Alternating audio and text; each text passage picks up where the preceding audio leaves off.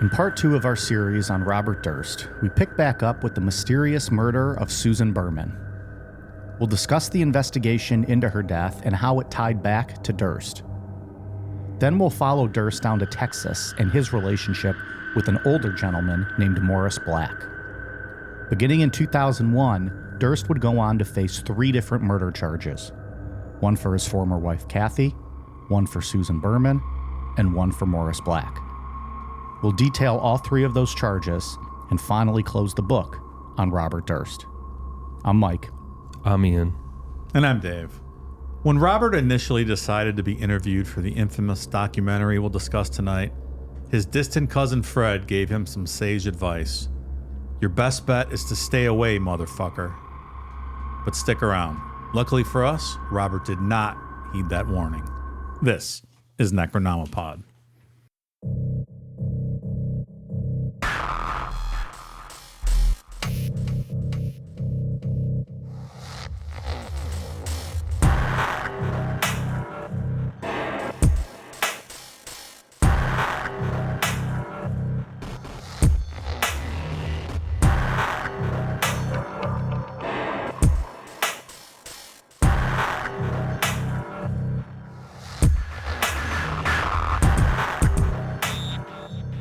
Dave, I saw you posted something on Instagram about a new book coming out that you're excited about.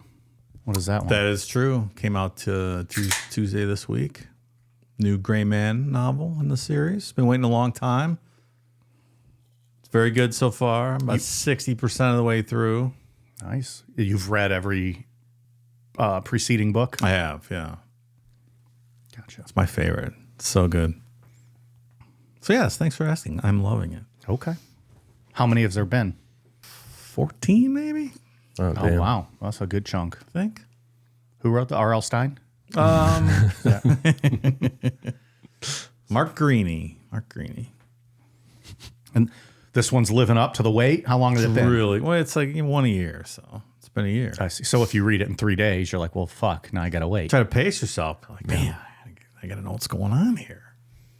When it's too good, how can you, right? It's like binge watching a TV show You or have something. to, You just got to plow through. Yeah, so I'll finish it tomorrow. Will you wait like 6 or 7 months and then before the new one comes out, read this one again?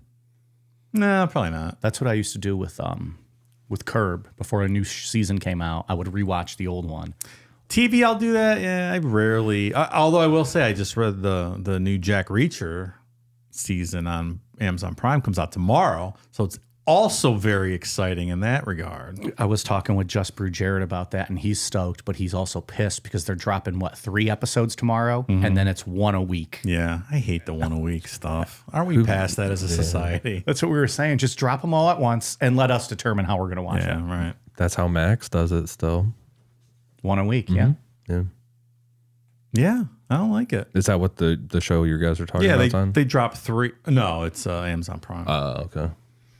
Well, at least you can binge 3 tomorrow. Very excited. It's been a hell of a week. Yeah, it is a big week for you. I did reread the book that they're basing this season on a couple weeks ago. So Because every season's based on a different book.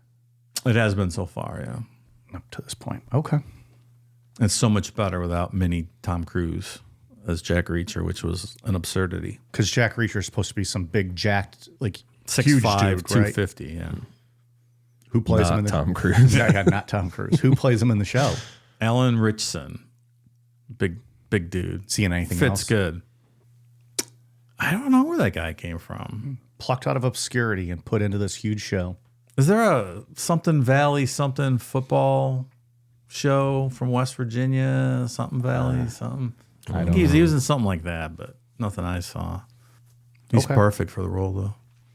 Well, so if you need Dave the rest of the week, you'll either be reading that book or watching the show. Yeah, that's taking up my whole week. I'm glad you great. can make time to record. Yeah, absolutely. Fit us in. You know anything new on your front? Are you glad to be putting Mr. Durst behind you? Yeah, I'm kind of over Robert. Yeah. I've had enough of him. He's an annoying fuck. It's interesting. It's a really interesting case. It's just, there's a lot. There was a lot. There was a lot here to dig into. So yeah, I'm excited to move past him. Other than that, no. I've just been watching a lot of It's Always Sunny. Yeah, that's always good. I've just kind of been going in order. From like the beginning? Mm-hmm. Really? I think I still have those last few seasons to still watch. I haven't watched the newest ones still. I don't know why. I always go back and rewatch the older stuff. Because you know they're so good. Yeah. Later on, there's some seasons where I'm like, oh, they could delete all 10 episodes. I wouldn't miss those. What are they on, like season 28? No, I think it's like 17 or 18, but still that's a lot. Yeah. All right, well, speaking of a lot, like you said, this is a jam-packed episode. If this episode was a pizza roll, it'd be a dynamite pizza roll. I got one more thing before we get started. Sure. We did an OT last week on our friend Keith in Nexium. It was at the end of the night. I was quite intoxicated and reading the story. I read probably. The word was provably. And I said, they must have made a typo here. And I was not firing on all cylinders. So thank you to the multitudes of people who wrote in and commented to let me know that provably is a word. I'm aware that that's a word. I think that was the end of us recording 3 episodes in that single night. It was a long night. Yeah, we've been doing a lot. I do like it better when it's probably, though. That when Keith's lawyer said, he probably didn't do it. Yeah, he probably didn't. I like it better that way. It came out with it resulted in a good, hilarious conversation about it. But it turned out I was the sad clown and the butt of the joke. After all, so, thank you for everyone's well wishes. That's true. Read above a 5th grade level, and I know I'm familiar with the word provably. I was just because Ian and I don't even what. have those stories in front of us. It's just you reading them to us. Yeah, right. So whatever you say, we're just like, okay, that's what the thing says. Yeah. You know. Okay. I just want to make sure all blame is on Dave. 100% squarely laid at my feet. As he has taken accountability for. That's just not a word that people use regularly. You don't read that very often. No, you don't. And with as many news stories as we do and how shitty they're written, Yeah. I would have taken the bet that it was a typo as well, because that's the safe bet. When we do those news shows on Patreon, sometimes you have to stop and stare at an article a couple times to really understand what you're trying to read, because it's so poorly written. You're right. Yeah. Very poorly written. I would just assume it was a typo as well, the way they're all written. So it's actually that person's fault. Whoever wrote that article about Keith, it's their fault. It's not our fault. Probably was somebody named Keith. It was a direct quote from his attorney, but, you know. Well, that's provably true. That his attorney was probably named Keith as well. So his attorney was provably named Keith. Thanks for understanding, guys. I'm not a moron, I swear. All right, that's all I had. All right. Cleared up. So last week, I got a little too Hollywood with the cliffhanger I ended on. I said that in December of 2000, investigators reached out to Susan. They planned to interview her to see if she would tell the truth. And then on Christmas Eve 2000, Los Angeles police received an anonymous letter postmarked from Beverly Hills, the one that's the cadaver note. That is not exactly how it went down. What? So let's backtrack just a little bit and set that up better. By the late 1980s, Susan Berman was in a pretty good spot. Remember, her dad was a Jewish mobster. Mm-hmm. Big hand in... Vegas guy. Mm-hmm, big hand in that. Also pretty badass. Just went up to Canada and joined World War II. Kill some Nazis. Hell yeah. Good stuff. It's every patriot's true calling. Her writing career was picking up, and she started working on scripts with a financial advisor named Paul Kaufman. After UCLA, she went out to try and make movies, stuff like that.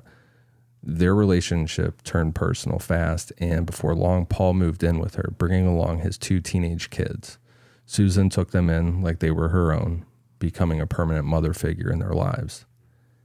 At the same time that her personal life, everything's coming together, her career looked like it was finally coming together as well.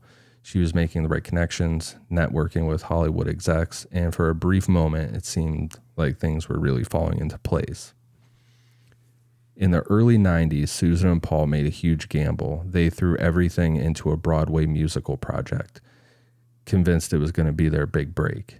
Instead, the whole thing collapsed, and Susan lost everything. Her trust fund that was left behind by her father was gone. The money she made from Easy Street, that was her memoir about, growing up as the daughter of a famous mobster, that all was gone. She refinanced her house, but even that wasn't enough. Susan ended up losing the house entirely. Seems like that memoir and its title might have been published a tad prematurely, perhaps. So after all this financial stuff happened, Paul was out of the picture, and not long after, Susan met and married a writer named Christopher Margulies, a guy that was 13 years younger than her. Their wedding was at the Bel Air Hotel. It was super fancy, and Robert was the one who walked her down the aisle. Oh, that was nice. He had quite a heart, didn't he? Robert? Yeah. Yeah. Just to give her away at her wedding. Aw. Oh, heart of gold, one might say. What was the wedding gift? One might. No, that was it. Walking her down. That was it. No monetary contributions. But their marriage didn't last. 7 months later, Susan and Christopher separated. She told friends his heroin issues had driven them apart, but she was still holding on to some hope that he'd get clean and they'd figure stuff out. But he died of an overdose not too long after their separation. So this is going on in New York. Around this time, Susan moved back to LA. She was hoping for a fresh start and get another shot at making it into Hollywood. She did land some development deals with networks like Showtime, but none of them made it past the early stages. Her biggest shot was turning Easy Street into a screenplay. She was paid $350,000 for it, but the project fell apart. It's a solid lump sum of money, though. Hell yeah. Yeah. Especially since it's not true anymore. That the street wasn't easy. Yeah. That's the not so easy street. She's on Skid Row. You can't write a screenplay about your life called Easy Street. Well, after that $350,000 maybe for at Now least a she's week. back on Easy Street. Yeah. You have until that money runs out to finish a screenplay. On the surface, like on the outside, it looked like she was living on Easy Street because she was in Beverly Hills. She had it. She was driving a convertible. Just keeping up that image. Yeah. So the $350,000 was spent a little maybe irresponsibly, but to keep that image up. Right. Pumped her up for a few more months, like you said. It's not going to last that long out there. Hell no. She could still live on Skid Row and just keep the $350,000, right? And just you're always going to be fed and no rent have a for the car. tent. Yeah, right. Get one of those $8 a month hotel rooms that they have there on Skid Row. We got to get down there sometime. I heard it's real nice. Take a stroll around. There's a I've never been. ChatGPT. Where's a good accommodation on Skid Row there's a for a C-grade podcaster who wants to be a little frugal?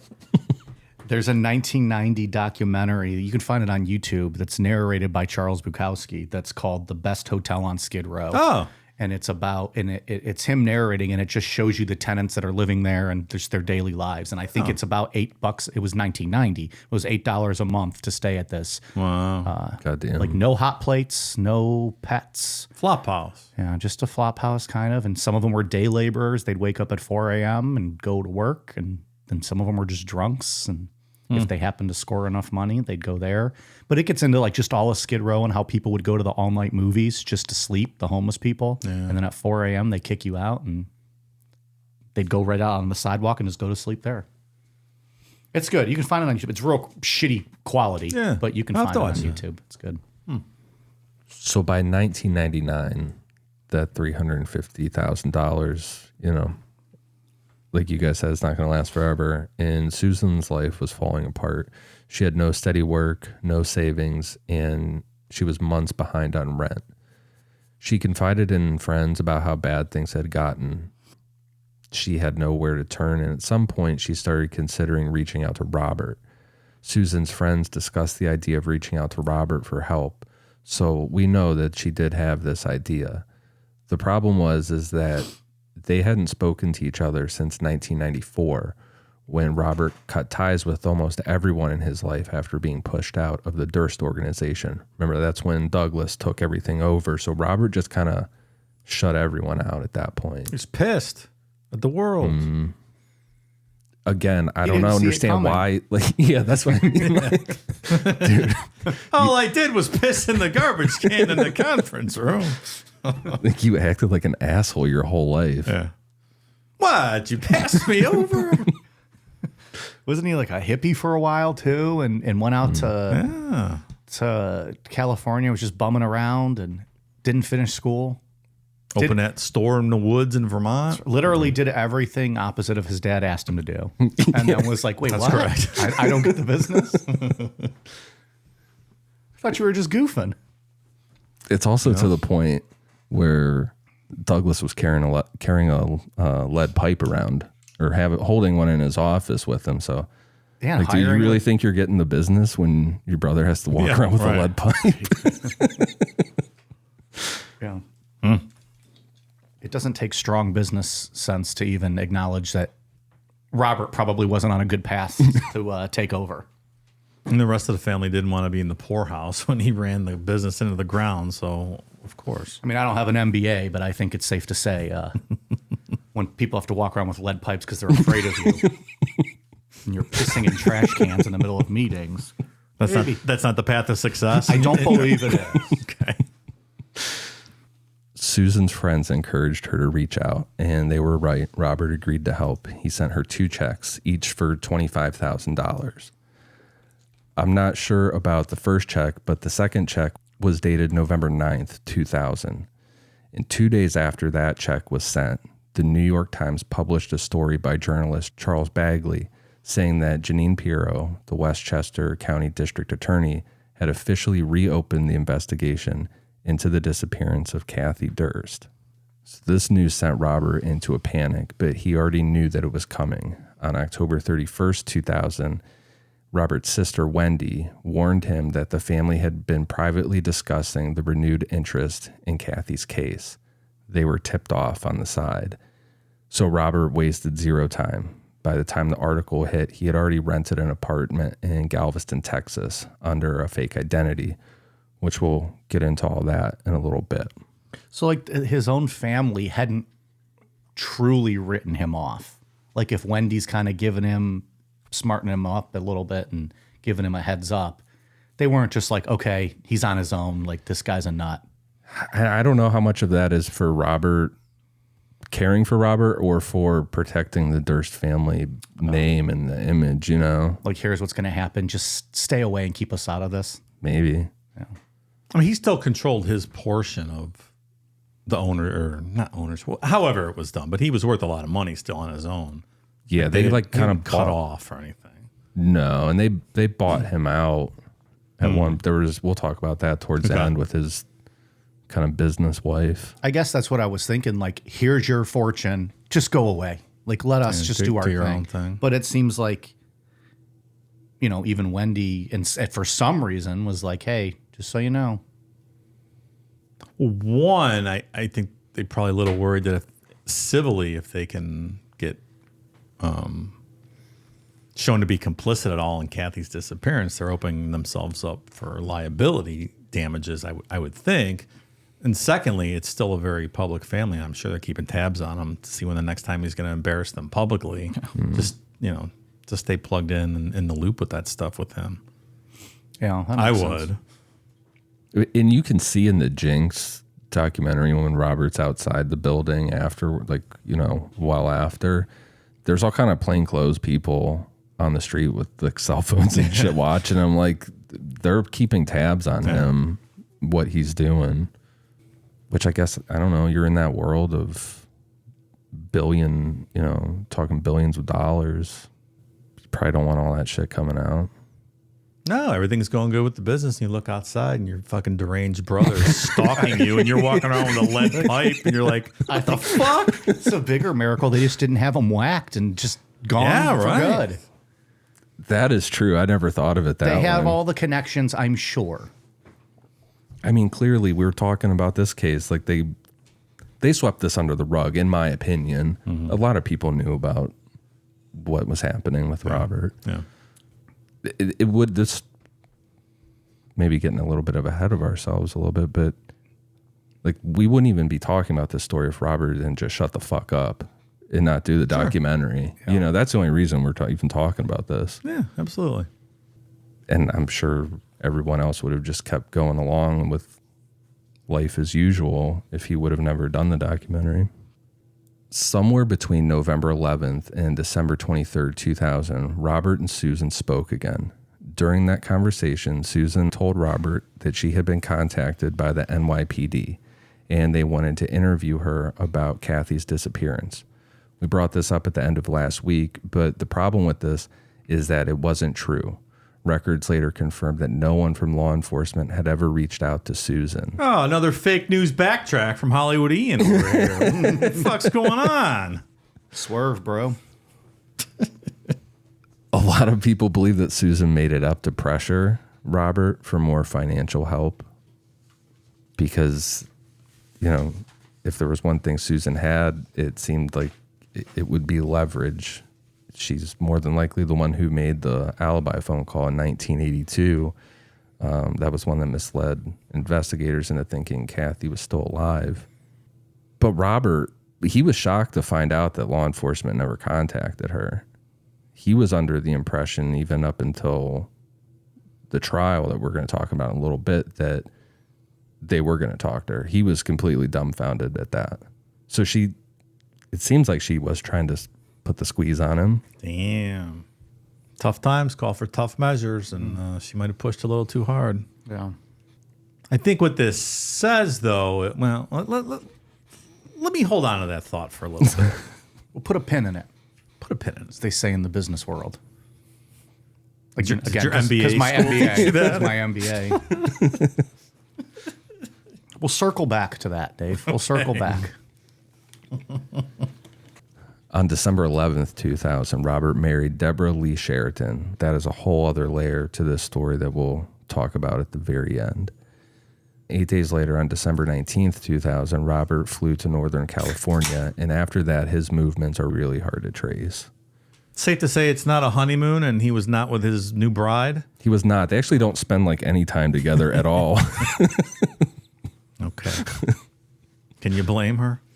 She's an odd individual as well. Different. We'll get into her later, but I think it's all that billionaire world, right? Yes. Different world. Yeah.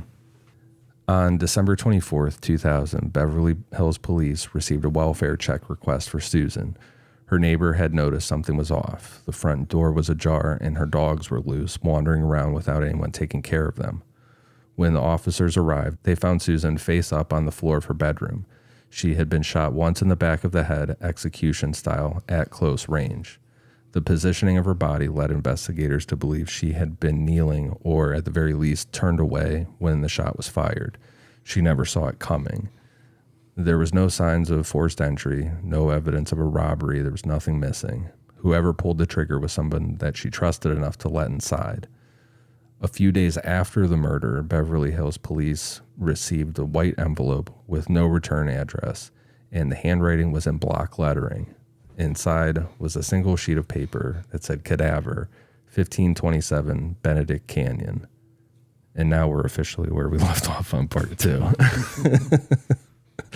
How about that chronology? My wife tries that bullshit, kneeling and then turn your head before the shot's fired. They're like, what are you doing? You're missing all the fun. That old gag. that old gag. Or lack thereof. That's right. Oof. Should Like that. You're missing all the fun. Why are you looking away? Should Robert have perhaps driven to California so there wasn't a record of him flying out there 4 or 5 days before this took place? Yeah. He's one of these guys that thinks he's so much smarter than everyone else that it makes him too lazy to make good decisions when they're in the midst of. Do you think Doing that's these it? Or is he things. just a little aloof? I don't know, maybe a combination Yeah. of both, but I'm just basing it on seeing the documentary where he's much older, obviously, but just seemed like, I don't know if he even thought things through, really. it's just the way he talks to people. He's one of those guys that thinks he can talk around you, and so I don't know that it. I believe that.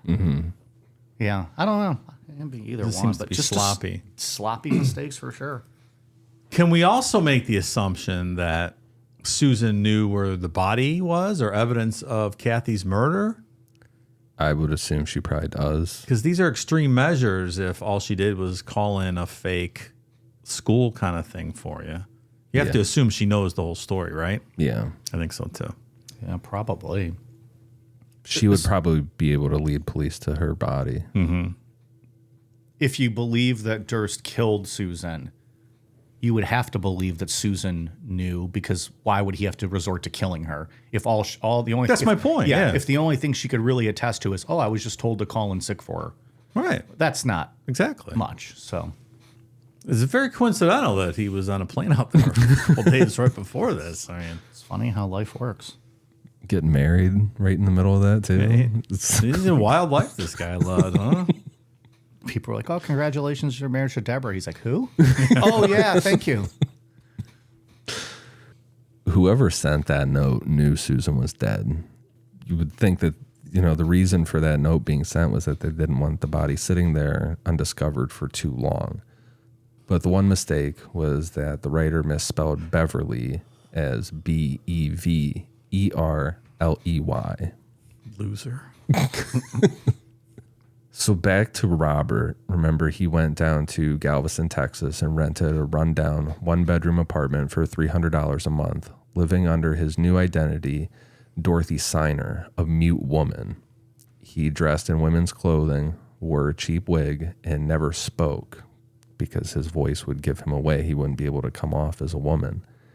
It's super weird, but it's not random. Dorothy Siner was a real person, someone that Robert had went to high school with. He never there's no evidence that he ever kept in contact with her or anything. She's next to him in his yearbook. So I think that's just it, the randomness of it. Do you know if he left any instructions on how to identify as a mute woman? I was going to forward them to my wife, see if she's interested. God damn. Assuming new identity. Hitting it hard today. Just write themselves. I don't know. It's just floating out there in front of you. Got to swing. Shoot or shoot, pal. Yeah. I want to be in big trouble, but it's worth it. We Suffer for the art. We got spare rooms. You're fine. This was easy for Robert because he just rolled in there and was willing to pay up front in cash. And when you're talking like a rundown apartment like that, of course the landlord's going to be all about that. I wish there was video of that, because I love picturing this guy in a wig talking to someone pretending to just be an old mute woman. Writing on paper. Yeah, like what is that? Yeah, that would have been good. Yeah. I want video of that. Psychopath. Alas, this does not seem like the kind of housing that has surveillance footage. Probably not. For months, Robert lived like this until he met Morris Black. Morris Black was born on October 21st, 1929 in Malden, Massachusetts, to Fanny and Samuel Black. He was one of 6 children, but his childhood was rough. As a kid, he contracted polio that left him with a lifelong limp. His parents struggled with mental health issues, and at some point, all of the kids ended up in foster care. Hey, can we backtrack a second and expand on the... So his mom's full name was Fagel Fanny Gruski? You think she was hot, Mike, with a name like Fagel Fanny Gruski? Because I'm picturing Mama Fratelli from the Goonies. It's an What do you think? It's an uphill battle with that one. That was too good of a name not to read the whole name. Fagel That was a lot to say. I was just glossing over that. Fagel Fanny Gruski. I win. At 18, Morris joined the Merchant Marines, but by the 1950s, he was back on land. In 1972, he co-owned a building near Boston Harbor, but financial issues led to foreclosure in 1976. By the late 1980s, Morris started drifting south, bouncing around in Texas, Mississippi, and South Carolina. After a short stay in Brownsville, Texas, Morris landed in Galveston in 1998. By 99, he had settled into a small apartment on Avenue K. That's where he met Robert. Morris was loud, pretty aggressive, and very argumentative. He is the complete opposite of this quiet, mute woman persona that Robert had adopted. But they formed this really weird, volatile friendship. Morris spent a lot of time in Robert's apartment watching TV and talking, even though Robert was supposedly mute. Neighbors said that they heard arguments between the two of them, especially in the days leading up to Morris's death. Who knows when Robert stopped trying to act like Dorothy Signer with Morris, and like let him in on like, okay, Right. I'm Hey, Robert guess Durst. what? I bet you didn't know this, but Just walking around wigless in the apartment. Morris is like, oh, I can't believe it. He's like, here's my wig, and also here's my penis. Name's Bob Durst. Nice to meet you. I'm rich, bitch. In early 2001, Morris got involved with the Jesse Tree, a Galveston homeless shelter run by Ted Hanley. In August, Hanley noticed Morris seemed upset about something. Then a few days later, Morris told him that he knew a wealthy man who might be able to provide a $50,000 loan to help the shelter. Maybe Morris was like, hey, you told me who you really are. Why don't you give me some money? Yeah, there seems to be a lot of that going around. Mm-hmm. At the time of his death, Morris Black had $140,000 in savings spread across multiple bank accounts. Who knows where he got that money? It's always reported or, talked about that Morris was like close to being homeless himself. Like he was like a straight up drifter. So maybe he just lived super cheap to save that money. Who knows? Maybe Robert gave him some somehow. I was going to say, like, do you think Robert gave him some just to keep quiet? Maybe. And also just in return, he got companionship, kind of being isolated there in Texas? Yeah, it was nothing to him. That's Right. pocket change, sure. By your friends. And it seems like that's what Robert did. I mean, I just gave you guys caviar and sushi to come watch racing with me, so I can understand where Robert was coming from, having to buy friends. It's a lot of left turns to sit through for caviar, but it's worth No, it. the way we've been going the last few years, it's a lot of rain delays to sit Yeah. through. Well, that too. Yeah, we didn't even start watching it until what? Like, They had the first 11 laps, and then it was like a 3.5 hour rain delay. yeah. Yeah. Not fun. I mean, it was fun to hang out. Yeah. Just a random Sunday. I wish I would have stayed for the end of it. The only reason we left early was I had to let my dog out. Yeah, no, I understand. But- I think it got over 9:30-ish. Oh, roughly. not too bad. Yeah, it wasn't awful. Once they got going again, they didn't stop. It was an exciting finish for Yeah. sure. A lot of crashes. Big at the wreck. end. Yeah. I was in bed by then. I went home way before that. Oh, you were all filled up on sushi and beer and caviar. Can't eat or drink anything else. Let's get the fuck out of here. Watching these stupid cars go around the track. On September 28th, 2001, a group of teenagers were fishing in Galveston Bay when they noticed several plastic garbage bags floating in the water. They pulled one ashore and opened it. Inside was a human foot. In all the bags were human body parts, severed limbs, a torso, everything except for the head. Using fingerprints, authorities identified the remains as belonging to Morris Black. Investigators traced the garbage bags back to their source and arrived at Robert's apartment. They found a bloody trail leading straight to the unit. So, there is no doubt that this murder took place in that unit. Like, wasn't there a piece of newspaper or a mailer in the garbage bags with the address of the house on it? Yes, yeah. Genius. On October 9th, 2001, police arrested Robert for the murder of Morris Black. That's an interesting story, too. Like, how they arrest him is that Robert was he needed to get new glasses. So they traced it back to there, and the optometrist, is that what they're called? Optometrist? Mm-hmm. They said, should be back in a couple days, and police thought for sure he wouldn't show up, and Sure enough. He did. he walked right in to get his glasses. And he had a saw in this car when they arrested him. He did. That's right. Smart. It's an open shut case. Given, the severity of what we're talking about, the fact that a person was dismembered and thrown into the water and stuff, that in the evidence, like you just said, there was a saw in the back of his car. You would think that Robert would be denied bail. But then in a move that shocked everyone, Robert was granted bail. That was set at $250,000. And then in a move that literally shocked no one, Robert fled immediately. Isn't that a pretty small bail amount for a guy of this wealth and for cutting someone up into little pieces in garbage bags in Galveston Bay? Isn't that crazy? Is it just because who he is and the lawyers they have? Yes, yeah. It's pocket change. Yeah, it's nothing. I wonder how that works. Like, is there a conversation somewhere where a lawyer is like, hey, do you know who the fuck we are? Like, you're just going to back off? Or Does that mean anything in Galveston, though? I don't know.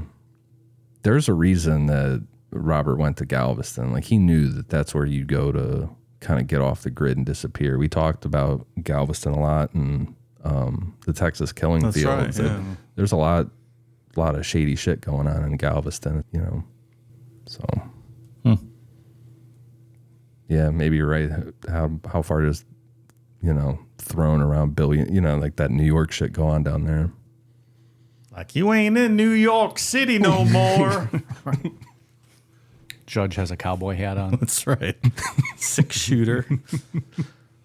For nearly 2 months, Robert evaded authorities. But then on November 30th, 2001, he made one of the dumbest mistakes ever.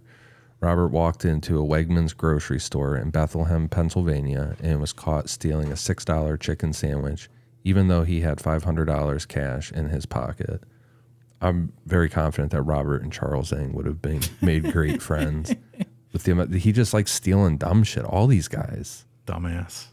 That's really weird. When police arrested Robert and searched his car, they found 2 guns, more than $500,000 in cash, multiple fake IDs, Morris Black's driver's license, and directions to Gilberta Najami's home in Connecticut, which that is very fucking scary. That's Kathy Durst's very good friend. That she was at the house last time she was seen that night. And she was a very vocal supporter of Kathy's, trying to get justice for her. Wow. Did he think he was done for and he was just going to go knock her off because Bobby's last stand kind of thing? Yeah. Yikes. Why wasn't he in Mexico? You have $500,000 in cash and you're down in Texas and now you're in Pennsylvania? Where the fuck is he going? I just think he's just a weird guy. I don't think he thinks about these things. Clearly, there's something wrong if he's going to steal a chicken sandwich instead of just buying it when he has all this money. I feel like he just wakes up every day and he's like, what's the plan today? That's right. Go with the flow kind of guy. I might have killed some people, but what am I going to do today? And that's it. For a few months, he was smart and he laid low in Texas. Yeah. Probably could have stayed there for a long time.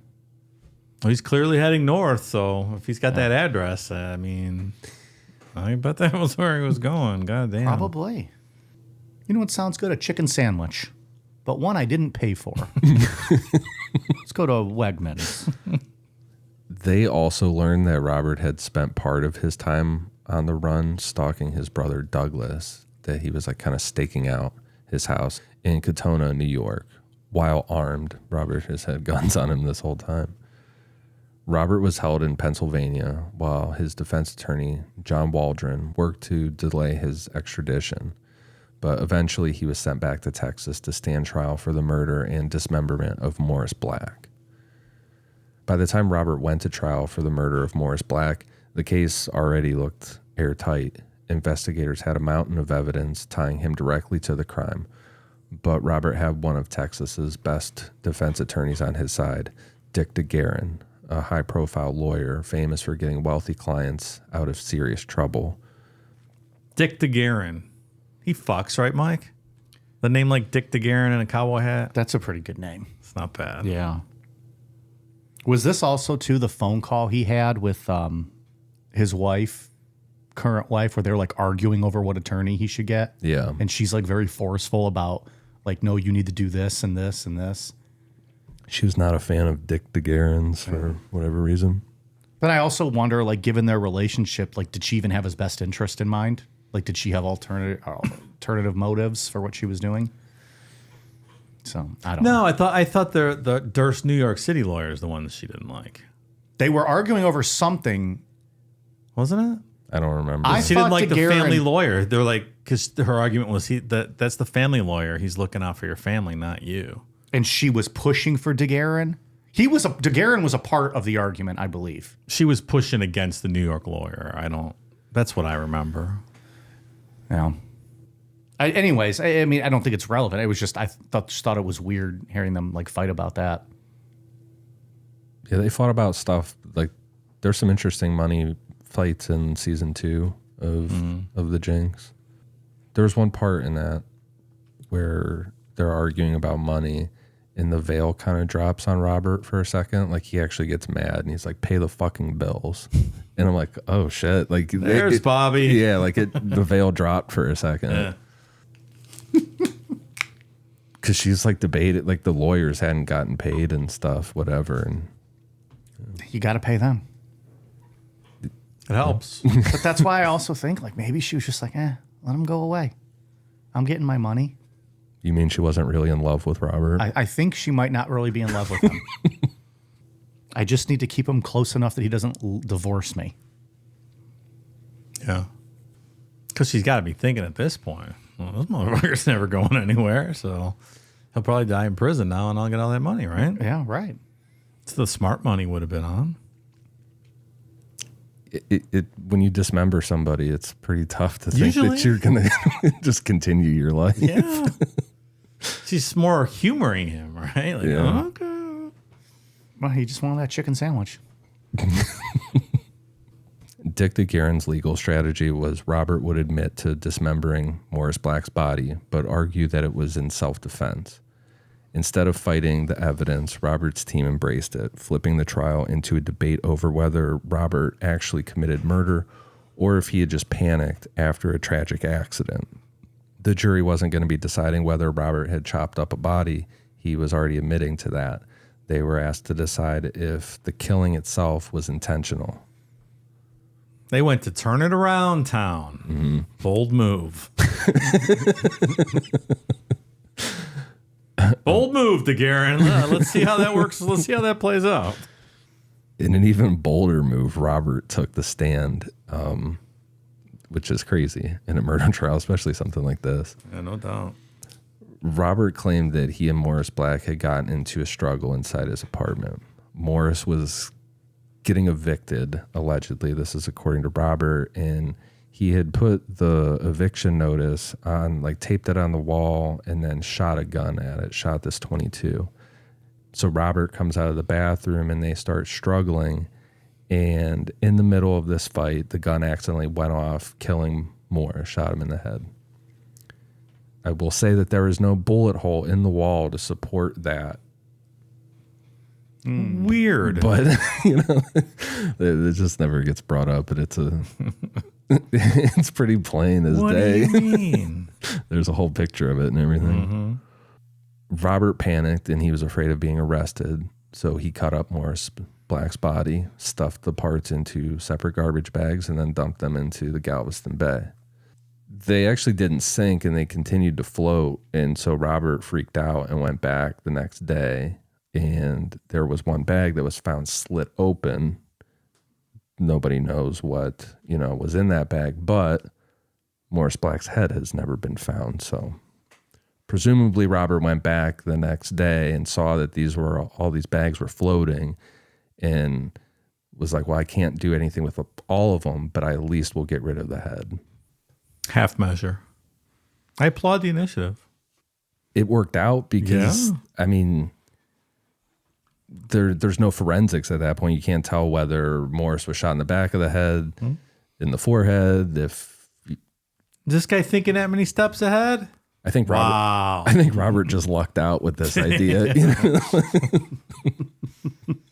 I think you're probably right. And I don't think that he was probably even thinking of it as a forensic angle. He was just probably thinking of it as they won't be able to identify him if the head's gone. Right, make it difficult. Yeah, at least buy some time. Yeah. I think Dick DeGuerin probably came up with the forensic angle on this and was like, oh, wait. Oh, you took the head and they're never going to find it?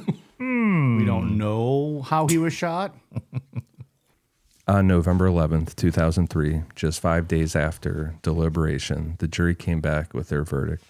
Robert was found not guilty of murder. Because he admitted to dismembering the body, Robert was still convicted of evidence tampering and jumping bail. His punishment was 5 years in prison, but with time served, Robert was released in 2005. And again, he was a free man. For the next decade, he lived a pretty low profile, but a very privileged existence. He was splitting his time between New York, Houston, and Florida, all while sitting on a fortune worth a little over $100 million.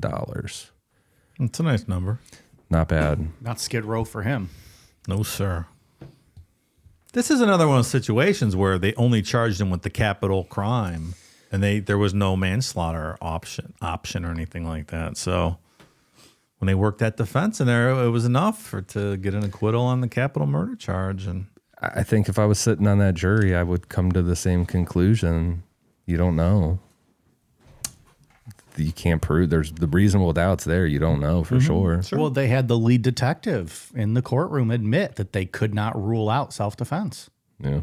That was that Cody Cazales guy or whatever. Yeah. Which that sucks for him too, because he knows damn well what happened. Right. You know, but Well, and he took it hard, right? Like he was crying at the end of that thing. But I guess he was honest with the investigation portion. And if you have the lead detective saying that, there's doubt. instant. That's doubt. it. That's it. It's not. You're not guilty of a capital crime anymore. With no other options, you're walking. it's kind of getting into the realm of Casey Anthony a little bit with the overcharging, you know. They charged more than they could prove. Yeah. Meanwhile, over on patreon.com/Necronomipod, we charge a perfect amount at all tier levels, and you get more than your money's worth of bonus content each and every month.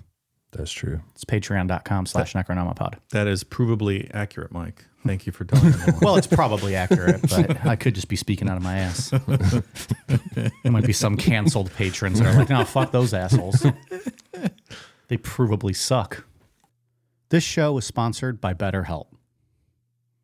Caring, compassionate, someone that'll listen to you, someone that you know always has your back.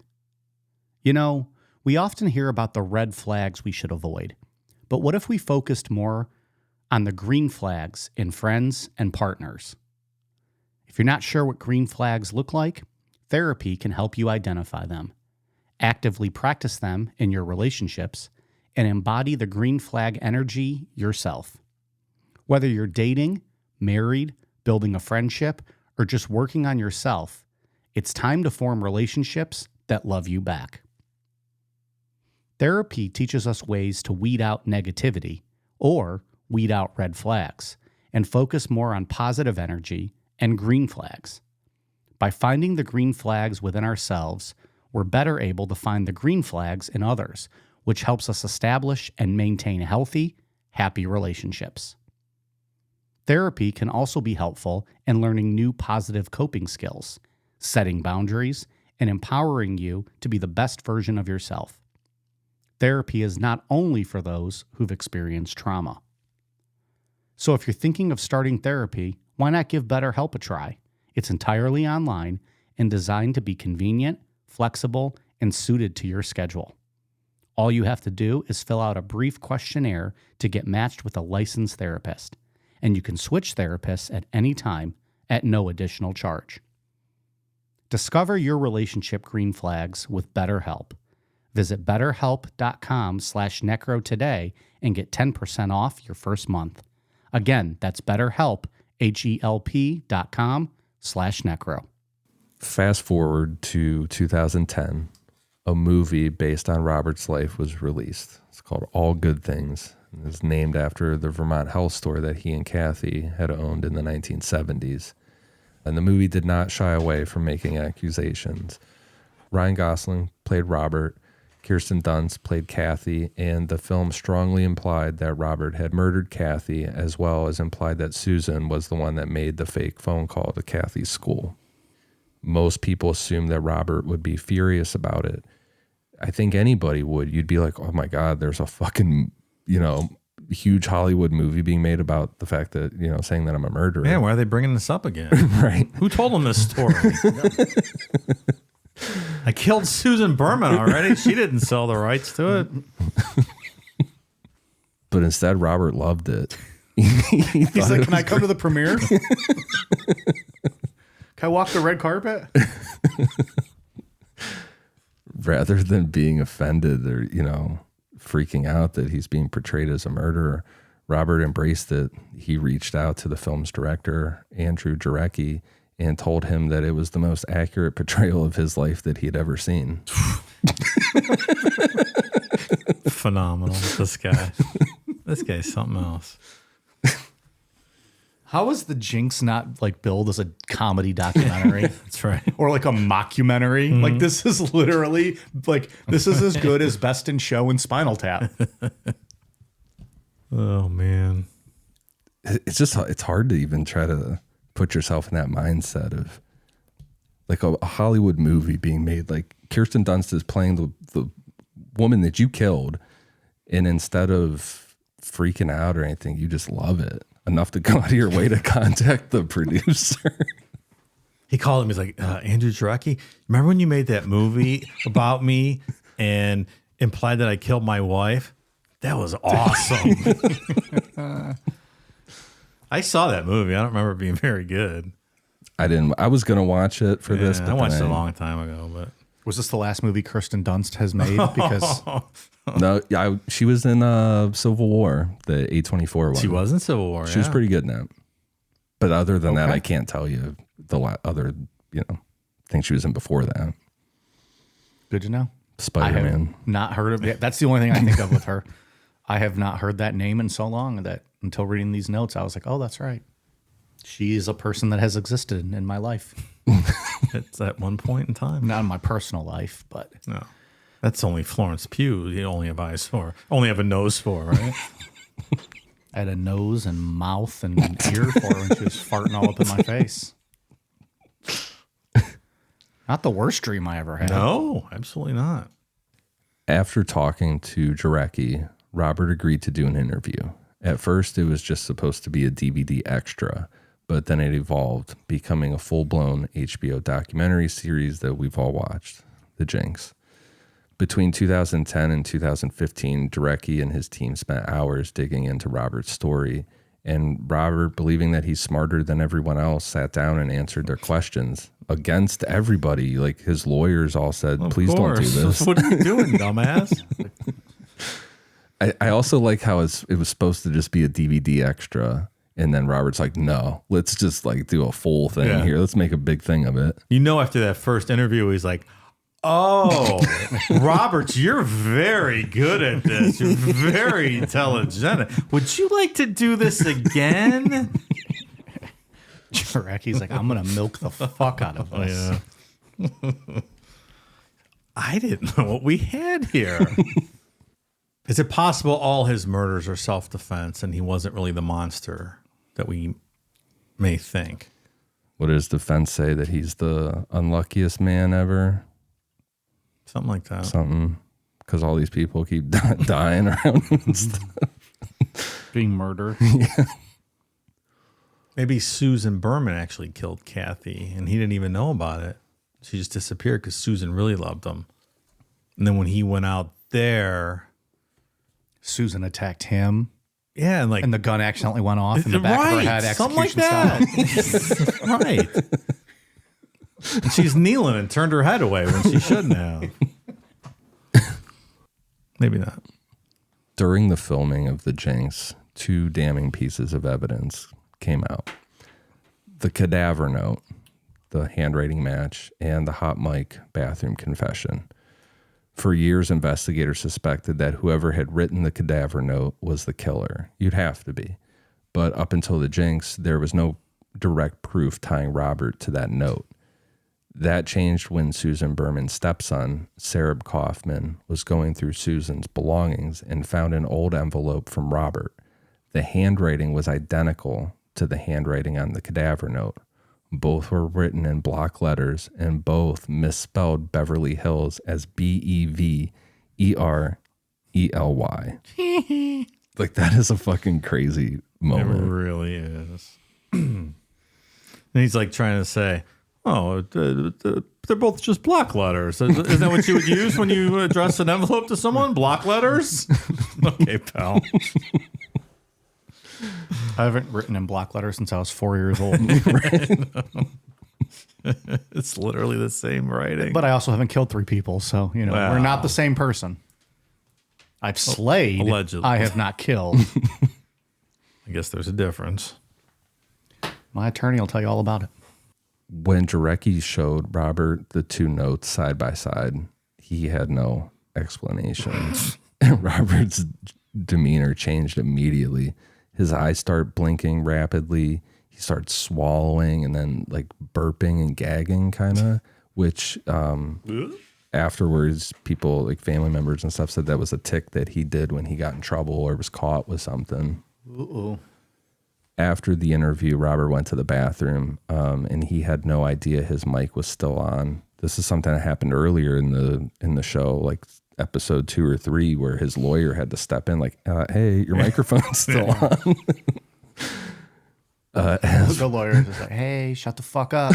Can I get you a sandwich, some water? We're on break. Like, shut the fuck up." We could stop doing this at any time. You know what I mean? Like, just we stop don't need talking. to be here, you dumb fuck. So as he's washing his hands, Robert started talking to himself. And at the end of the first season of The Jinx, it goes dark and plays Robert saying, quote, "There it is. You're caught. What the hell did I do? Killed them all, of course." As The Jinx was airing live and getting close toward this finale with the confession, both law enforcement and Robert were watching closely. On March 14th, 2015, one day before the final episode aired, the FBI arrested Robert in New Orleans on a first-degree murder warrant for Susan's killing. Robert had gone on the run again, but this time he was being monitored. They were able to track him down. 4 days earlier, Robert had driven from Houston to New Orleans, checking into the Canal Street Marriott under the alias Everett Ward. He was tracked to the hotel after making 2 calls to check his voicemail. FBI agents found him wandering around the lobby, muttering to himself, and brought him in. It's funny listening to the FBI agent that was wiretapping his phone when he was able to trace Robert with this. Like, he could hear Robert complaining that he couldn't like remember his voicemail thing. He's hitting the buttons. That's right. Inside his room, investigators recovered a little over $42,000 in cash, a .38 caliber revolver with 4 live rounds and 1 spent shell casing, a flesh-toned latex mask, which how this was described, or it even looks like it's like a super professional one, but it is fucking creepy Just looking. to like change the look of your face, right? Yeah, but it's creepy looking. There's a portrayal of him trying to like go to Cuba in the 2nd season of The Jinx, like a reenactment, wearing this mask. It's fucking creepy looking. He's just buzzing around on that boat. If I get one of those, can I wear it for a whole show? And you guys have to look at me in there. I'm going to try that. I think you would give up in 10 minutes because you'd be claustrophobic and sweaty. Yeah, possibly. So yes, I want to see you do an entire show. The latex mask challenge. All right, add it to the rest of them. Yeah, right. Right behind the Happy Meal challenge. He also had a fake Texas ID, maps of Louisiana, Florida, and Cuba, a new cell phone, and 5 ounces of marijuana. A receipt found in Robert's hotel room led investigators to a UPS package. Inside that package was an additional $117,000 in cash and a pair of shoes sent to Robert by a friend of his in New York. Bank statements from one of Robert's Houston properties showed that just in over a month, he had withdrawn $315,000 in cash. The day after Robert's arrest, New York State Police investigator Joseph Becerra, who had been involved in Kathy Durst's case for years, retrieved 60 file boxes of Robert's personal papers from the home of Susan Giordano, a longtime friend of Robert's, in Campbell Hall, New York. There's like a whole web of friends that help Robert throughout his life. It's really It's too much to get into in a podcast format, I think. But anybody interested in that should go listen to or go watch season 2 of The Jinx. They get into his friends a lot more. It's one more level of complexity here that just makes it such a crazy thing. And it's just all about money. He gives these people money, you know. Yeah, that's how it works. Yeah. Inside those boxes were videotaped depositions of Robert, his brother Douglas, and his then wife, Deborah Sheraton, all related to the Morris Black case. Meanwhile, John Lewin, the lead prosecutor in the Susan Berman case, was moving pretty fast. He flew to New Orleans immediately after Robert's arrest, and with Robert's permission, Lewin interviewed him for 3 hours with no lawyer present. No, I don't recommend that. What are we at? Like 10 or 12 terrible decisions that Durst has made? Yeah, he's stacking them now, right? Yeah. That recorded interrogation is going to be used heavily against Robert later on in court. It's probably, he should have had a lawyer with him. The whole thing is used against him. In a word, probably. On March 16th, 2015, Robert's lawyer, Dick DeGuerin, Back in the fold, still fucking Dick DeGuerin. getting paid all over again. I think Damn. that's what his business card says. Back in the fold, still fucking. Dick DeGuerin. Pleasure to meet you. That's a Hall of Fame business card there, pal. Back in the fold, still fucking. Dick DeGuerin. Pleasure to meet you. That's good stuff. He notified authorities in New Orleans that Robert was waiving extradition and would voluntarily return to California to face the murder charge. But before that could happen, Louisiana State Police filed new charges: felony possession of a firearm and possession of a firearm with a controlled substance. That's the weed. Oh, controlled substance.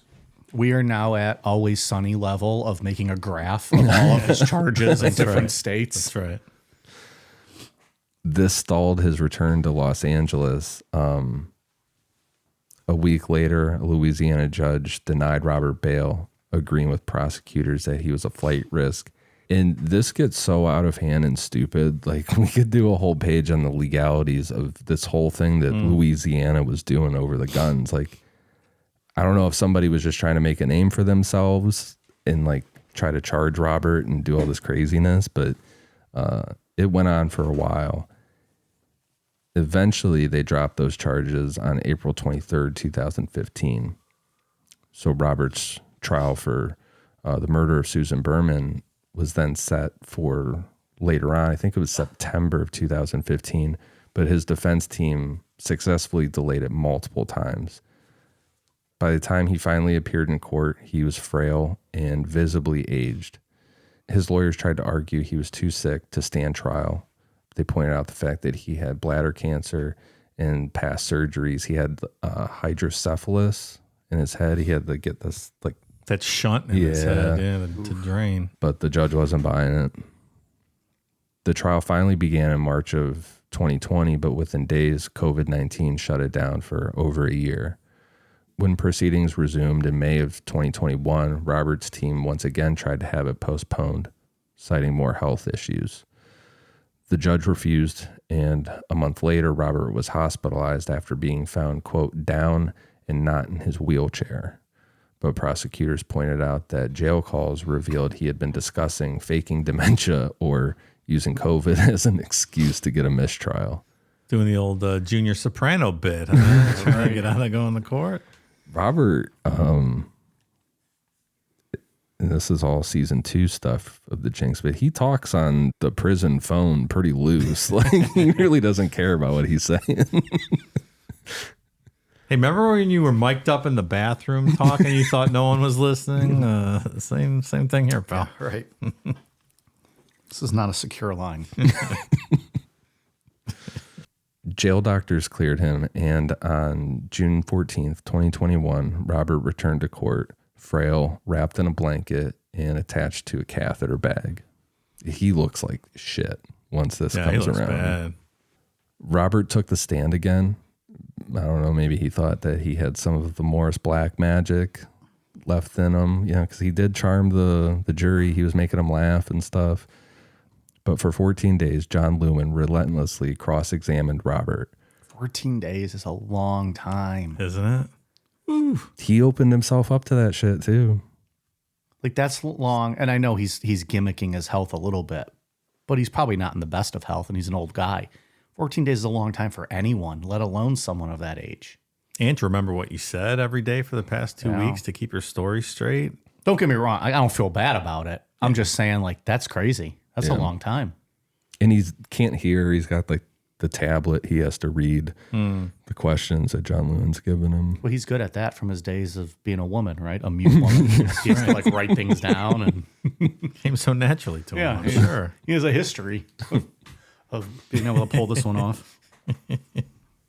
My favorite part of the trial is when Robert is trying to humanize himself, and he starts reminiscing about his childhood and how they were all like this happy family playing games and doing stuff together. And he talks about like a specific story of them playing Uno together.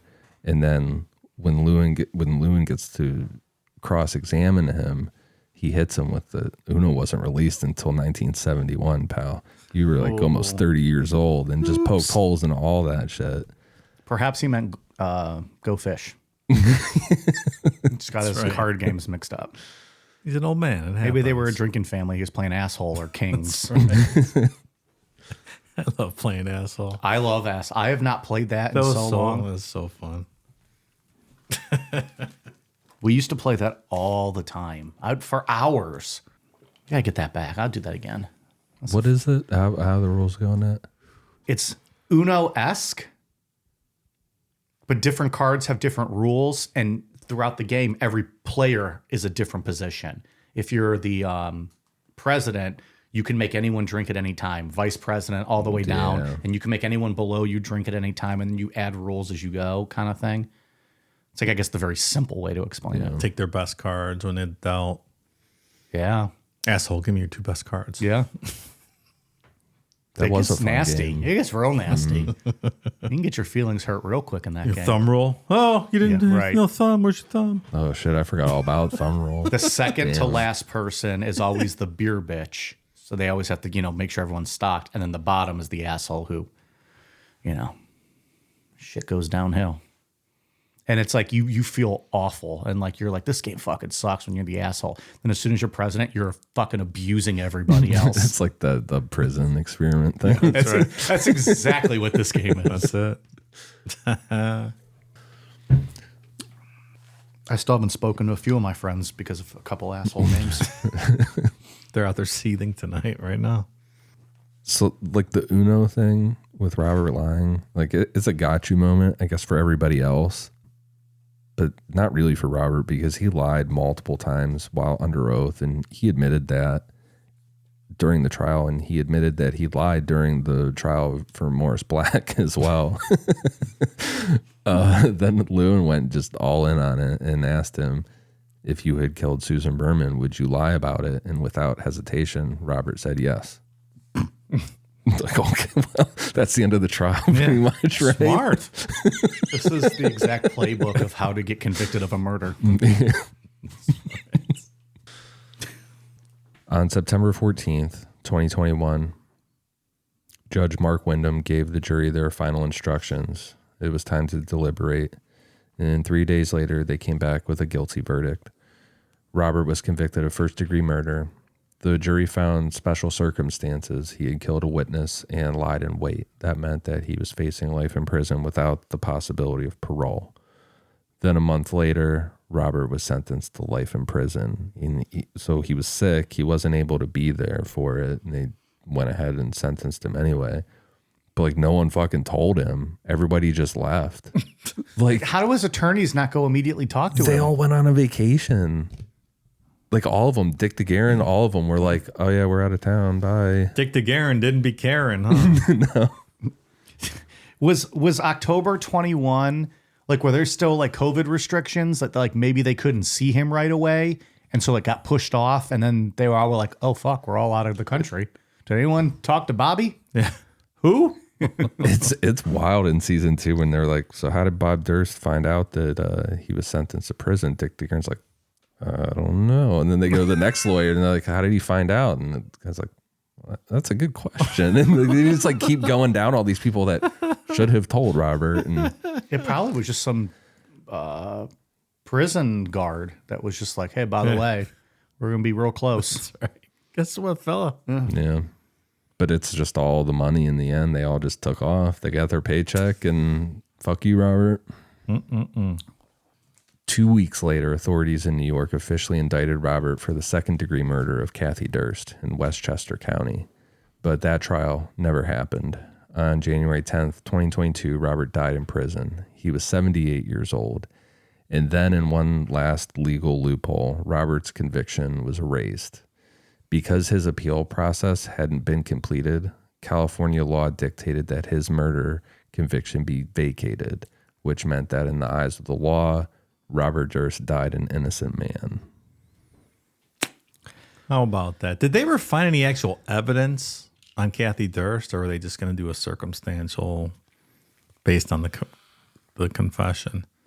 Like they never found her body or anything of the sort. No, the only the closest thing that I had seen to anything about like a body or remains or anything was Wendy Durst had testified, or not in a deposition, said that Robert had showed up to a meeting around that time with muddy boots on, and it really took her back. You think California has fixed that loophole? With the vacated sentence? That's kind of an interesting thing. It's weird. I guess it doesn't. Well, I hate saying that it doesn't matter because it does for the family. Like Kathy's family definitely wants, deserves justice. You know what I mean? Sure. But like that's the only way that rule could happen is if the person dies in between, right? Like how else wouldn't the appeal process ever go through? I just mean like an appeal process is to try to overturn something.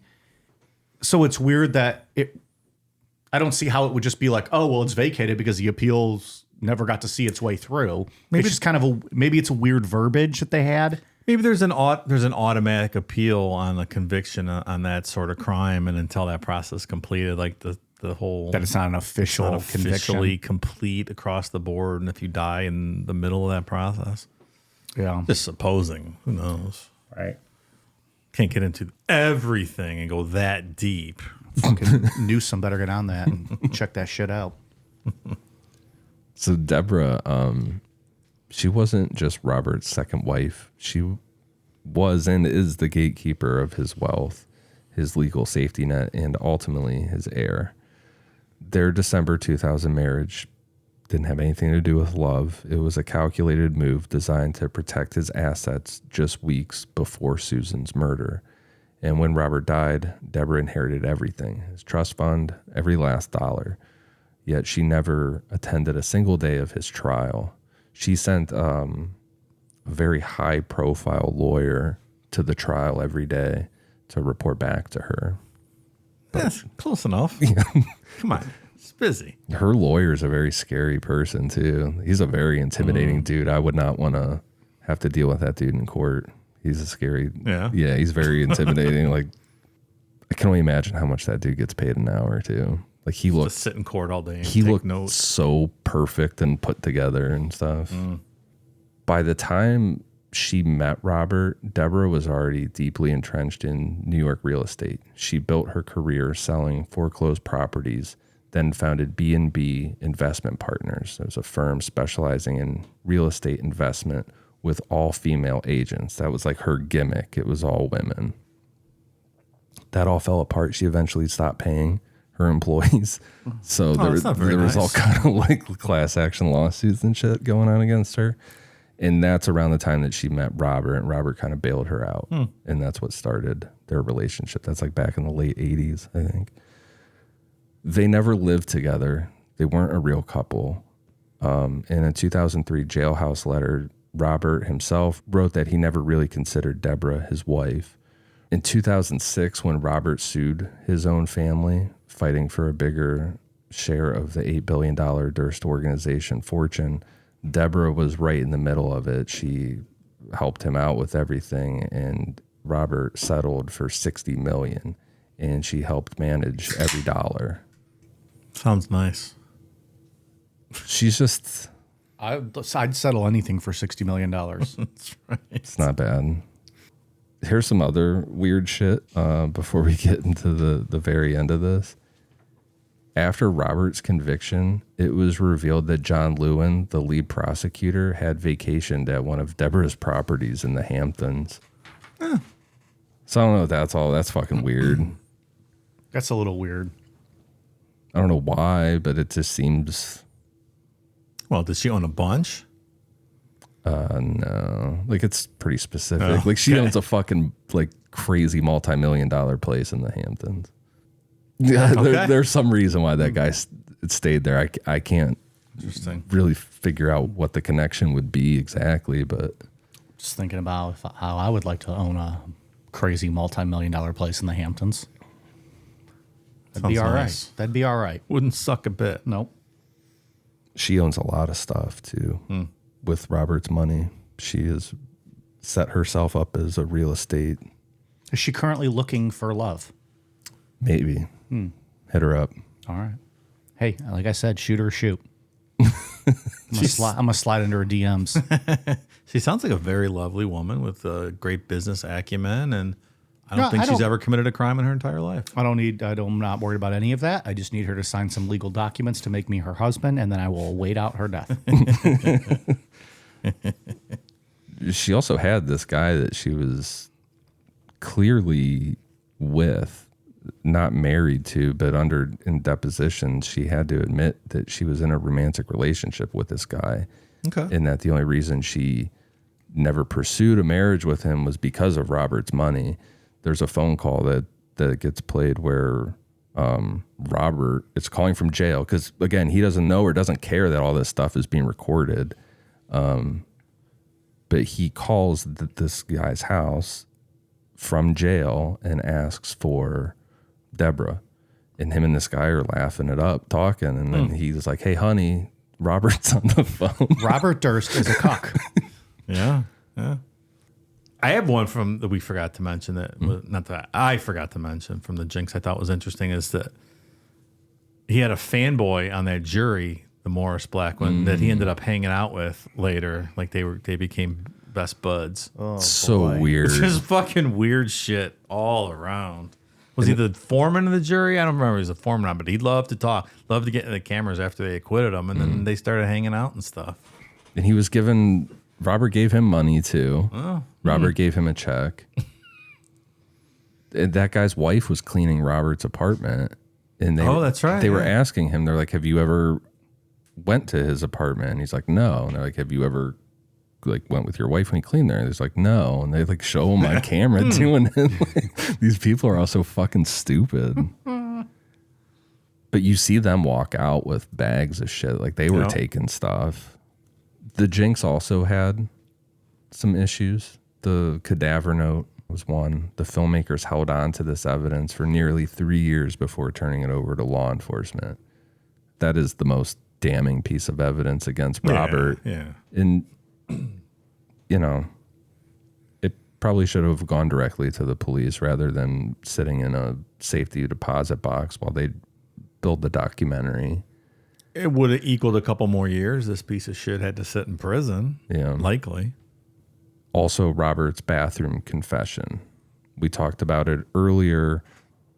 We read off the quote that they say in the show where he says that there it is, you're caught. What the hell did I do? Killed them all, of course. But that is not how it actually went down. The original unedited transcript that came out in legal filings was far less dramatic. You actually found the full audio of that, Dave. I did. You want to listen to it? Mm-hmm. There it is. You're caught.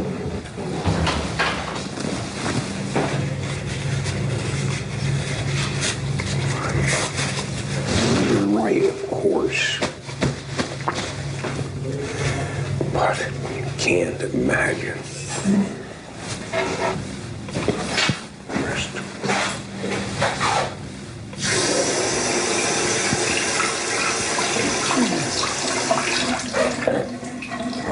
What's in the house?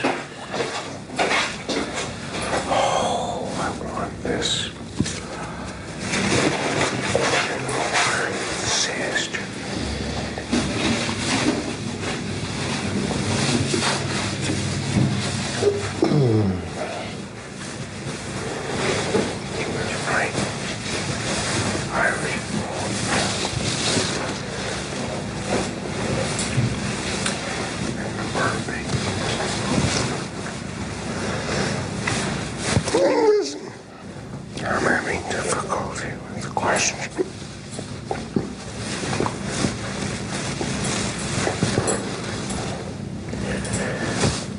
What the hell are you doing?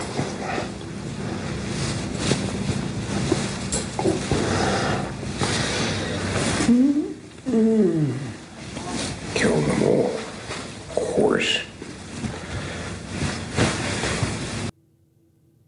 The burping shit is so goddamn annoying. It's weird.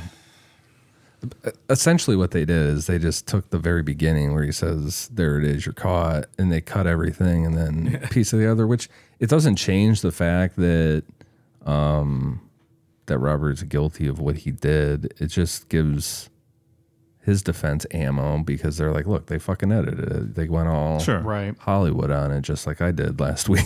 You know? Oh, Hollywoodian now. He grew a conscience. He doesn't approve of this anymore. That was old Ian. He's grown since last week.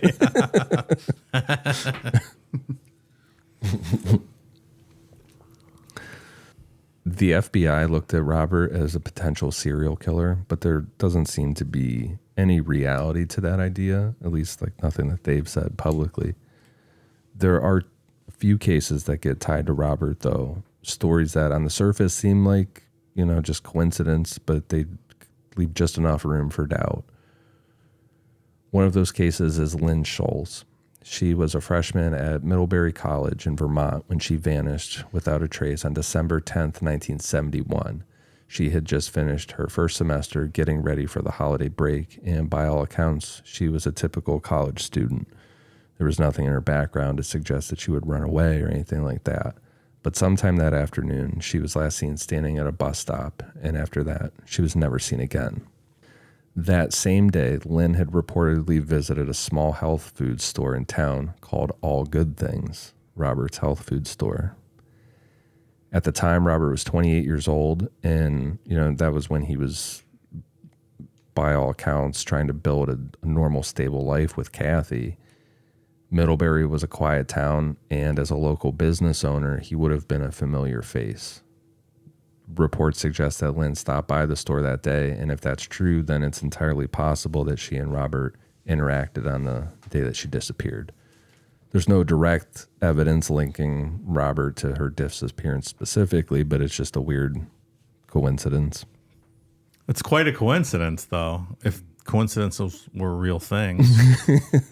This next one's even more of a coincidence. I'd be surprised if that wasn't him that did it. Yeah, you think he's killed multiple people? Yeah, these are very close. And The other ones, though, all had pretty specific motives. This one would be different. it would. But that's very coincidental It is. for those to have crossed paths like this. And this next one you're about to talk about. Well, he's got the worst luck in history, right? Yeah, exactly. It's just more bad luck. They forgot to tell him he was sentenced to life in prison. It's just bad luck. Guy can't catch a break. It's like a year later. It's like, is my appeal done yet? Am I going home? He never finds out he dies. He never knew he got life in prison. It's like the Sixth Sense prison edition. He's still sitting there waiting, talking to people. Has anybody seen Dick DeGuerin anywhere? The other girl is Karen Mitchell. She was a 16-year-old girl who vanished without a trace in Eureka, California on November 25th, 1997. She was another one that wasn't the type to run away. She had plans and a future and people she cared about. But that afternoon, she stepped out of her aunt's shoe store and was never seen again. A witness came forward saying that they saw Karen speaking to someone inside a parked or slowly moving car. But beyond that, the trail went cold. At the time of Karen's disappearance, Robert was living a transient life, bouncing between different identities and disguises. Remember last week we talked about how people, I think it was New Orleans, a hotel he would stay at a lot, saw him dressing like a woman and trying on wigs and shit. So he had been doing this, you know, this was a regular thing for him at this point. What makes this case particularly creepy is that Robert was confirmed to be in Eureka on the exact day that Karen went missing. His credit card records placed him in town that day, and he wasn't just passing through. He was known to frequent some of the homeless shelters where Karen volunteered. That's another thing I forgot to bring up last week, but Robert did weird shit where he would go hang out at homeless shelters and stuff. Like stay there, like sleep at them? Yeah, like there's a private investigator that tracked him down to at least 10 states where he confirmed that Robert was operating under fake names, whether it be a woman or whatever he was doing, different aliases. Wow. So what the fuck else was he doing out there? Who knows? But Robert had been seen at Karen's, her aunt's shoe store, and not just as some random customer. He was dressed in women's clothing at the time, trying on shoes and stuff. And there was also a witness sketch. After Karen's disappearance, police released a composite sketch based on the witnesses who saw her talking to a man in the car, and that sketch strongly resembled Robert. Did this information about both of these, Karen and Lynn, come out after his death? Or was this like out while he was on trial, or I think afterwards, like after the jinx and all that stuff. after he became like kind of almost a household name Yeah. type thing? That's the story of Robert Durst. Man, I don't know. Those would be quite a coincidence. That second one is really crazy. This fucking goof is walking around in the store, and then the girl goes missing that same fucking day. Like, he was there. He was in town. Yeah. Yeah. Seems likely to me. His behavior lines up with a ton of serial killers we've talked about in the past. You know, the weird shit that he did. Maybe he was a serial killer. Maybe there's a lot more out there. If he's doing all kinds of crazy, wacky ass shit like that in all these different states. Yeah, like, dude, you're in a billionaire family. Like, why are you in the disguise down in some, like, one of the homeless shelters was one in, I think it was Mississippi or Missouri, something. Like, what are you doing, dude? It's fucking weird. Yeah. Hunting, perhaps. Yeah, who knows? Yeah. That puts a whole different angle on the whole story, huh? The way he dismembered Morris Black, too, was, he'd done that before. There you Maybe go. it was just Kathy. Maybe not.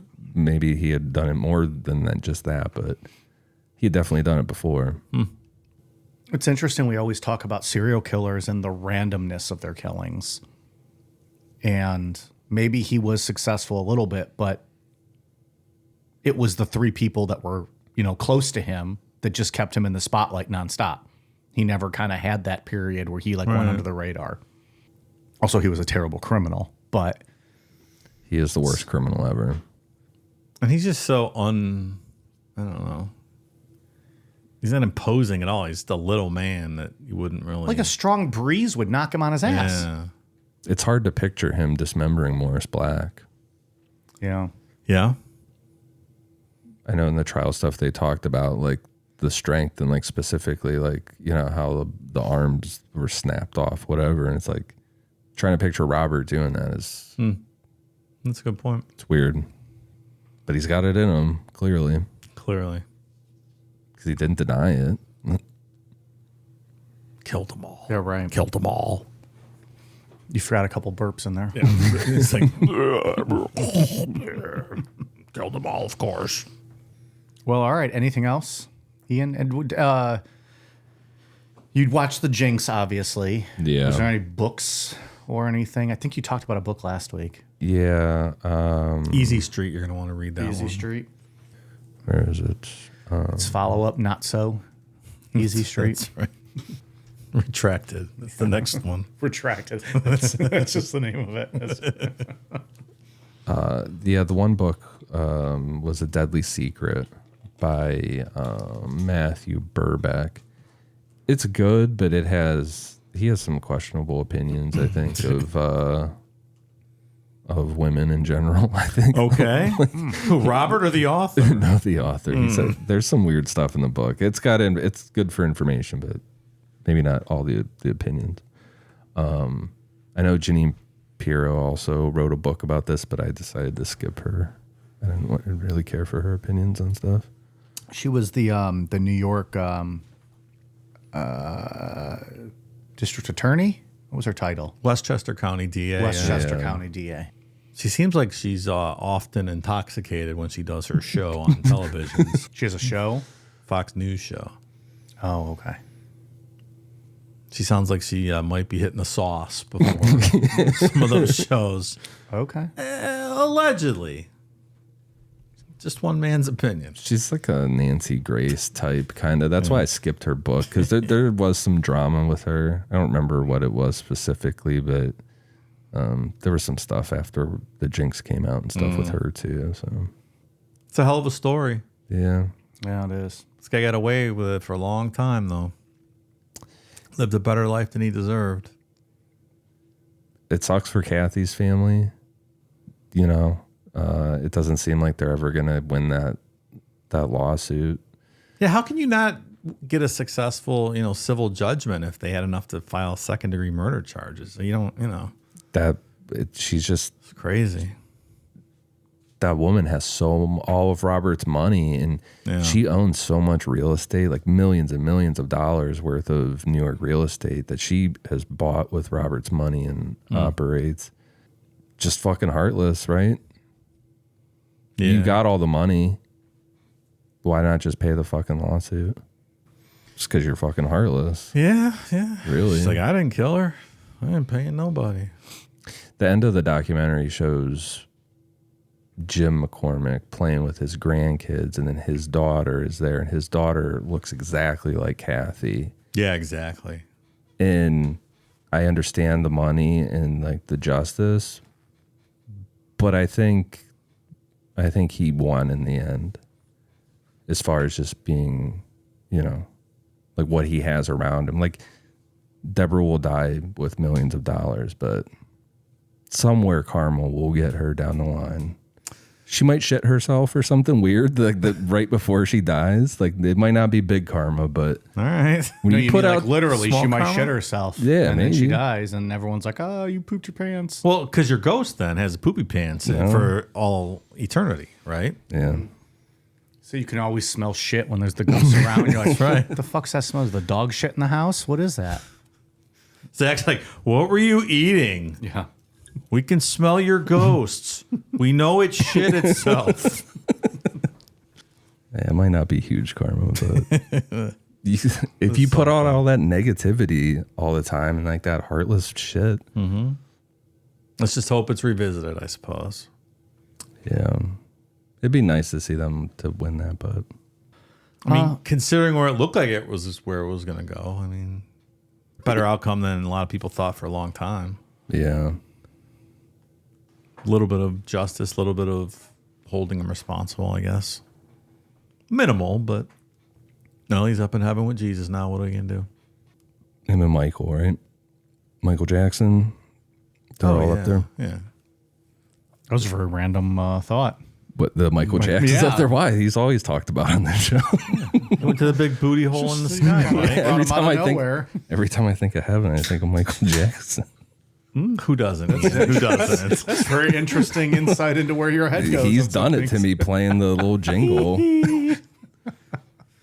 Glad you think of heaven when you Wait, he's not even here. He's not even invited here. Hee, I'm in heaven, Mike. Unlimited booty holes up here. 6-year-olds, 7-year-olds, 8-year-olds, 9-year-olds. Oh my gosh. Booty holes. It's quite the party up there. Robert, Michael Jackson, Ted Bundy. Great group of fellas up there. Heaven sounds Just fantastic. got to repent on your deathbed, baby, and you're taking the fast track to heaven.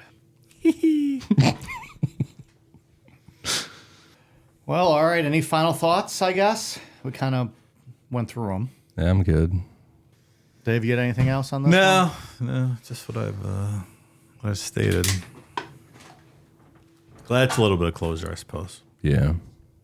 Well, all right. What about, we got some patrons to give a shout out to? We do have some new patrons. That's cool.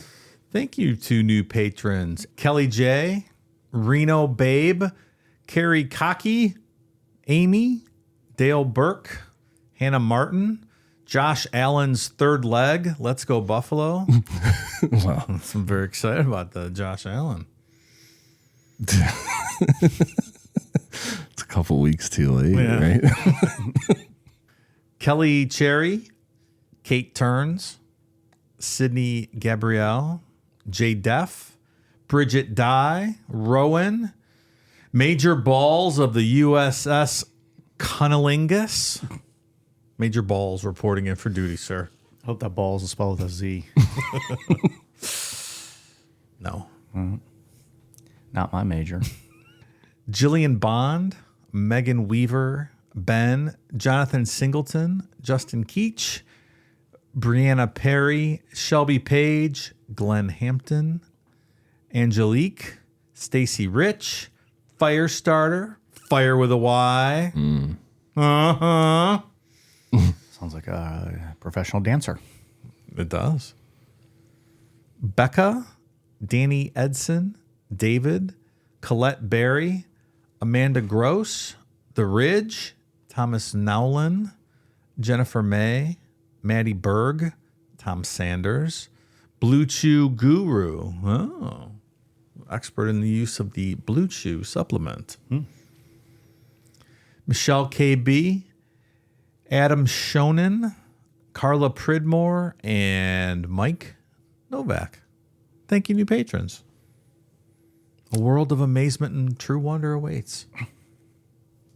And you got anything on your end? On Patreon, we just did trivia against you.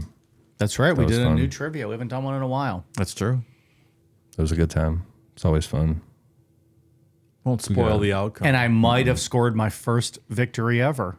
You'll have to go listen and find That's out. it. I might have humiliated someone Might have. and won with my in-depth knowledge of all things true crime, paranormal. We also, there's a couple weeks left in February, so we have some other good stuff coming out soon.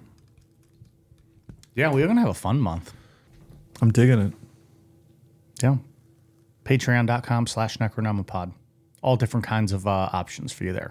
It's where all the cool kids meet every day. They do. What, in the Discord, right? Is Yeah, that where they sure. hang out all day, every day. I was just speaking metaphorically, but yeah, they actually do meet in the Discord. Good point. Anything else on your end, Dave? No, sir. No. Okay. Nothing else you want to fess up to? Any mistakes you've made? Or- I'm sure there were numerous ones in this episode, but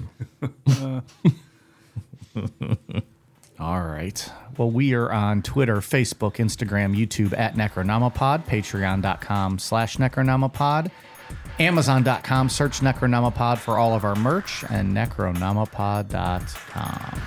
All right, you guys ready for a cool down beer? cheers.